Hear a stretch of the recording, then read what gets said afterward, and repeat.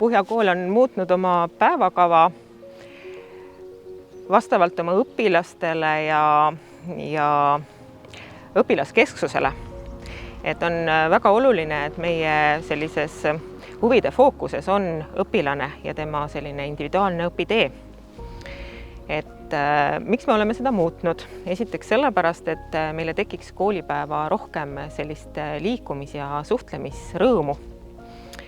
Et meie koolipäev on üles ehitatud nii, et ta ei alga päris hommikul, vaid jätab hommikul vabaks aega õpilastele ja õpetajatele luua suhet, suhelda omavahel, teha vajalikke tegevusi konsultatsioonide või hommikusöögi näol.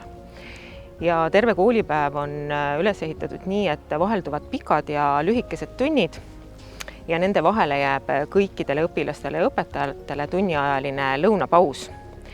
Lõunapausi loomulikult me ei sisusta ainult söömisega, vaid selles jätkub aega ka mitmesugustele huvitegevustele, lugemispausidele ja loomulikult liikumisele.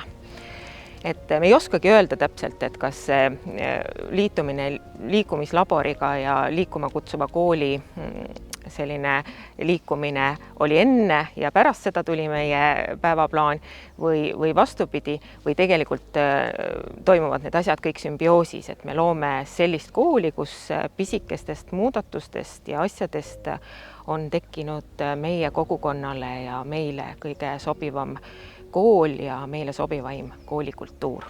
No, võrgustikes on olla üldse mõistlik ja kasulik, sellepärast et kui me kuulame teisi ja vaatame, siis me võime ju teinekord öelda, et ohoo, et me teeme täpselt samasid asju, aga me teeme natukene neid omal kombel. Nii et selline minu meelest täiskasvanud õppijatel on hästi oluline see, et me osaleme võrgustikes ja me saame selliseid teadmisi, mis me siis sobitame enda koolipäeva või enda nagu sellisesse koolikultuuri.